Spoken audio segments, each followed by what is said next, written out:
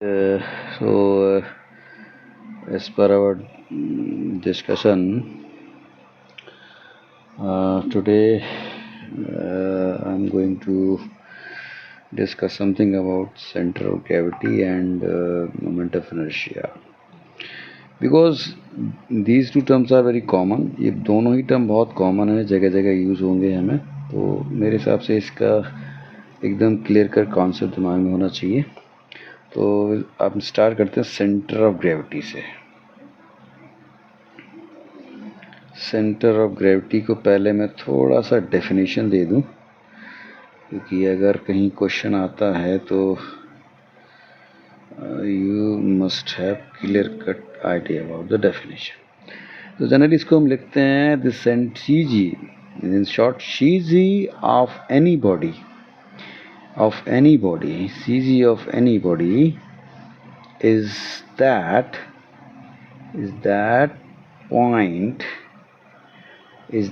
point through which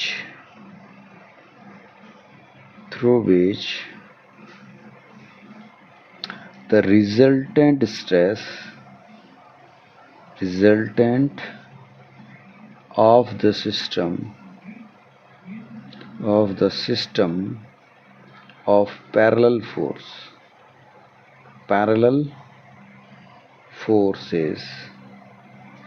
formed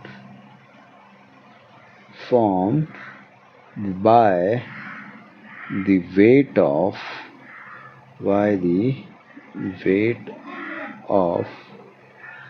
all the particles of the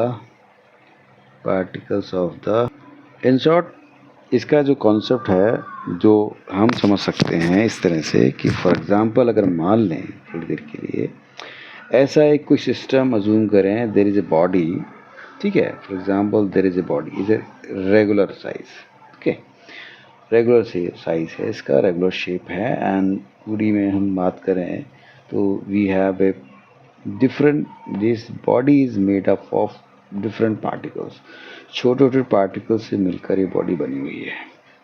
अभी हमारा कोई वो नहीं है, और मतलब पर्टिकुलर ओरिएंटेशन की बात नहीं करें, एट एनी ओरिएंटेशंस, कोई भी ओरिएंटेशंस हो बॉडी के हर एक पार्टिकल को अगर हम एसेस करना चाहें, फॉर एग्जांपल इसका नाम m1, इसके अंदर मास है, इसके अंदर m2 मास है, लाइकवाइज m3 है, m4 है ना, and so on, like mn मान लें, ठीक। ये अज्यूम करके चलते हैं कि इन सब का एक कॉमन एक ऐसा रिजल्टेंट जो एक फोर्स बनेगा, ये सारे फोर्सेस हैं अंडर ग्रेविटी एक साथ काम करेंगे, ये सारे के सारे है ना, अंडर ग्रेविटी के साथ काम करेंगे, तो हमें देख सकते हैं कि जो एक रिजल्टेंट है वो इस तरह से निकल के आएगा, एक रिजल्टेंट है वो इस तरह से रिजल्ट के आएगा, ठीक। इस रिजल्टेंट को हमने बोला सारे मासेस का सम mg, छोटा m m1 mg m2g m4g m3g mng, तो इन सारे सम का सम अप होके सारे पैरेलल फोर्सेस का है। तो according definition central gravity of any body is the point through which the resultant of system of parallel forces, ऐसा एक पॉइंट जिसमें सारे पैरेलल फोर्स जो लग रहे हैं, ठीक है, at any orientation of body को चाहे ऐसे रखो ऐसे रखो, एक मेक्स नो डिफरेंस, बॉडी किसी ओरिएंटेशन रखने पर उन सारे मास के पॉइंट्स का, सारे पार्टिकल्स के मास का पॉइंट का जो पैरेलल फोर्स सिस्टम बनता है, उन पैरेलल फोर्स सिस्टम का एक रिजल्टेंट होगा जो कि एक सेंटर पॉइंट से होकर जाएगा, उसको हम बोलते हैं CG। जैसे कि इस केस में हम इसको पॉइंट आउट कर रहे हैं कि ये हमारा CG है, इसको जनरली हम G से रिप्रेजेंट करते हैं, ठीक है। So this is all about the centre of gravity. In short इसको जानना थोड़ा ज़रूरी था। अभी हम अज्यूम करके चलते हैं, ठीक है, कि how we can calculate CG और सेंटर ऑफ ए लैमिना। एक लैमिना हम 2D लैमिना की कंसीडर कर लेते हैं, और उसका हम CG कैसे कैलकुलेट करेंगे इसको हम थोड़ा देखते हैं। चलो, जैसे हमने भी माना कि हमारे पास पार्टिकल हैं m1g m2g and so on, हम मान लेते हैं mng, ये सारे फोर्स सिस्टम बनाते हैं, ठीक है।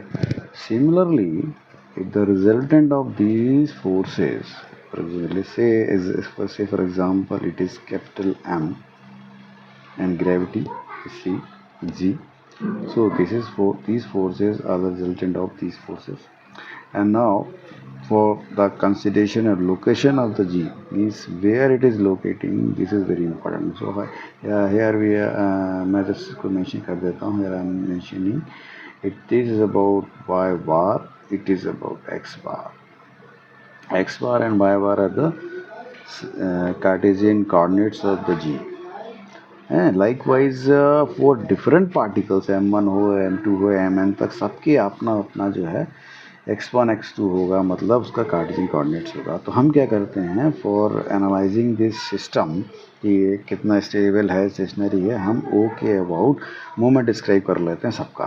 ठीक है, देखते हैं क्या होता है.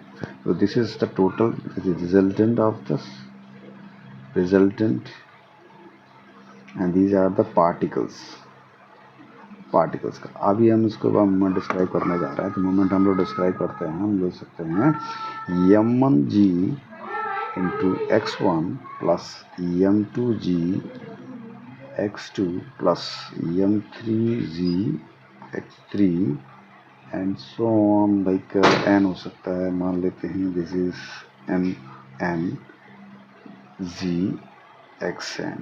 Okay, this moment must be balanced by the moment mg, capital MG x bar. Okay. So x bar can be calculated as summation of m1g x1 plus m2g x2 plus that and so on, lastly mmg xn upon total mass force. तो हमको लिखना पड़ेगा mg.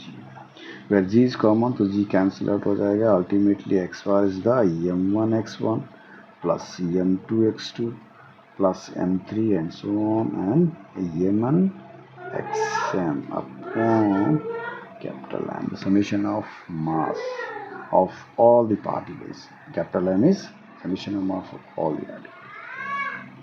So this way we can calculate the coordinates of the CG coordinates and we can calculate if I oriented means अभी हम लोग को ये मान के चल रहे हैं कि gravity is acting along by. अगर हम पोजीशन चेंज करते हैं इस मास का बॉडी का, तो सब मान हो सकता है the body will the gravity force will act parallel to the x. तो likewise so we can calculate by bar and here we can write it is as, हम इसको कैसे ले सकते हैं, it is m1 y1 m2 y2 plus and so on mn yn and upon में summation होगा. तो similarly this is a thumb rule बन के हमारा. इस तरह से हम x bar y bar means the coordinates of gravity force से g सेंटर ऑफ ग्रेविटी या सेंटर वी कैन कैलकुलेट. ठीक है, अभी हम इसको और सिंपल बना सकते हैं. ठीक है, अभी हमारे पास क्या है, हमको m1 मास था एक पार्टिकल का, निकालना बड़ा मुश्किल होगा. तो ये जो अभी जो हमारी इक्वेशंस है ये x बार y बार कैलकुलेट करने के लिए हमारे पास कोई कन्वीनियंट मेथड नहीं है. तो कन्वीनियंट मेथड कैसे मिल सकता है, तो इसको हम थोड़ा सा फिर से एनालाइज करते हैं. Suppose this is y, this is x axis और there is a regular body. इस रेगुलर बॉडी में मान लेते हैं कि इसका जो एरिया है टोटल ए है और इसकी सरफेस डेंसिटी मान लेते हैं रो है. Rho is a surface density. जब रो सरफेस डेंसिटी है, एरिया टोटल ए हो गया, तो इस हिसाब से the weight of this whole lamina, इस लेमिना का वेट कितना होगा, लेमिना वेट होगा, लेमिना का weight we can write it is rho dot A times, मतलब ये हो गया surface density A times dot G is the weight, ऐसा मान लेते हैं. अभी वहीं मान लेते हैं कि एलिमेंटल कोई एरिया है. Suppose this is elemental area, इसका एरिया इज डी ए. ठीक, इस हिसाब से the density will remain same, surface density इसकी सेम होगी. तो यहाँ पे हम for particle, for arbitrary particle थोड़े देर के मान लेते हैं एरिया क्या है, जो कि particle area is D A. ठीक, सो इस वेट कितना हो जाएगा फॉर एप्टिट्यूड पार्टिकल के लिए, सरफेस डेंसिटी से एरिया को मल्टीप्लाई कर दिया, ग्रेविटी मल्टीप्लाई कर दिया, this is the weight, this is the weight of lamina,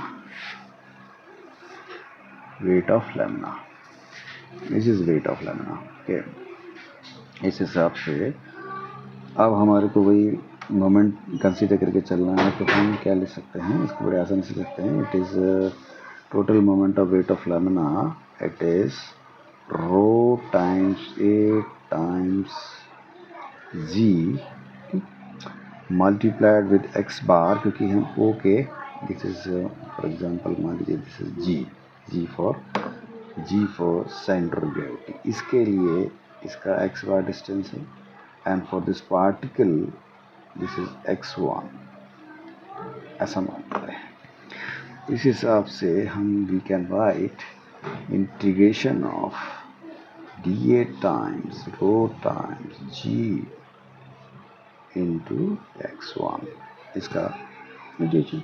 चूँकि हमें फुल का चाहिए, हमारे को पूरा एरिया लेमिनार कंसिडर करना है, तो हमने इंटीग्रेशन लगाया है, सो हम इसको ले सकते हैं, it is x bar is equal to summation of dA और integration of dA times x, इस पर्टिकुलर पार्टिकल का location from the vertical ordinate vertical axis.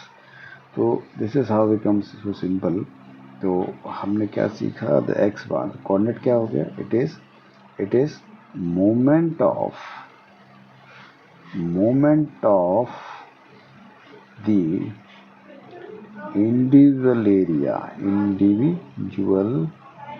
Area, किसका मोमेंट आ रहा है, एरिया का मोमेंट है, moment of individual area upon total area of the geometry. ठीक, इसके रेशियो को हम इसको यहाँ ऐसे लिख सकते हैं, here we can write summation of ax upon summation of a। ठीक, तो now our this formula, now it has become x बार निकालना है, तो summation of ax upon summation of a। Similarly y बार निकालना है, तो summation of ay upon summation of a।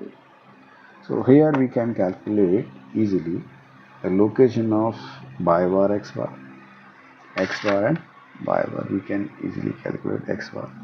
Here we can calculate x bar. Similarly, we can calculate y bar by using this formula. Now, अब हम इसको practically एक non numerical करके देखते हैं कैसे इसको हम सॉल्व कर सकते हैं।